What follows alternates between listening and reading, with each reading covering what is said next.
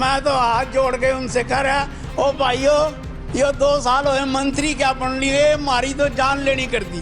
और हम आपकी फसलों का दुगना मूल्य कर रहे हैं, उसके बावजूद भी हम फिर भी हाथ जोड़े खड़े हैं, बाबा माफ कर दो, माफ कर दो। क्या है, अब शांत हो जाना चाहिए उनको भी।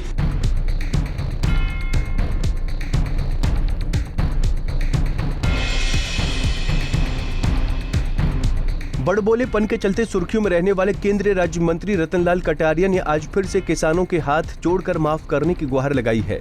कटारिया अंबाला में एक कार्यक्रम में पहुंचे थे, जहां उन्होंने आंदोलनकारियों से हाथ जोड़कर माफी मांगी और कहा कि जब से वो मंत्री बने हैं, किसानों ने उनकी जान लेनी की हुई है। इतना ही नहीं, कटारिया ने इस मौके पर किसानों से सवाल पूछते हुए बड़ी नसीहत भी दी। उन्होंने कहा कि किसानों को कांग्रेस राज के पुराने दिन भी याद करने चाहिए, जब गन्ने की पेमेंट के लिए कांग्रेस ने किसानों को घोड़ों के पैरों तले को चुलवाया था। देखिए, हम तो हाथ जोड़ के कह रहे हैं कि किसान हमारा भगवान है, अन्नदाता है, देश का पेट भरने वाला है। जनाब 50 बार तो हाथ जोड़ लिए और आगे फिर मेरे बारे में यही बातें होती हैं। और आज अगर मौके के ऊपर ये पुल का उद्घाटन होता तो 10 लोग और भी देखते।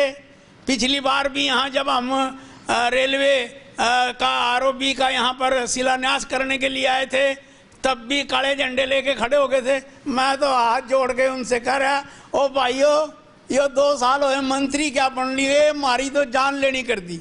यानी हमारी जिंदगी के 45 साल तो उन्हीं के लिए गुजरे हैं।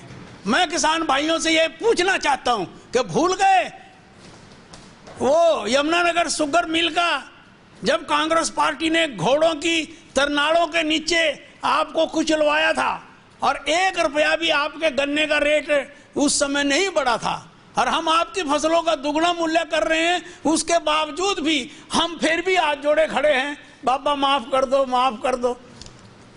क्या है, अब शांत हो जाना चाहिए उनको भी, देश की प्रकृति में आगे बढ़ना। बता दें कि केंद्रीय राज्य मंत्री रतनलाल कटारिया कई बार किसानों के विरोध का शिकार हो चुके हैं, जिसके चलते वो अब हाथ जोड़कर किसानों ने पीछा छोड़ने की गुहार लगा रहे हैं। हालांकि कृषि कानूनों को लेकर कटारिया का अभी यही कहना है कि ये कानून किसानों के हित में है और इसे लागू होने के बाद किसानों की आमदनी दोगुनी हो जाएगी।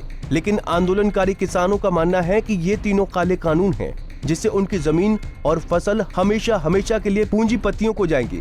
वैसे कृषि कानूनों को लेकर दिल्ली की सीमाओं पर 115 दिनों से किसानों का आंदोलन भी जारी है, लेकिन प्रदेश के अंदर भी भाजपा जेजेपी नेताओं का विरोध भी हो रहा है, जिसमें कई बार कटारिया भी विरोध का सामना कर चुके हैं।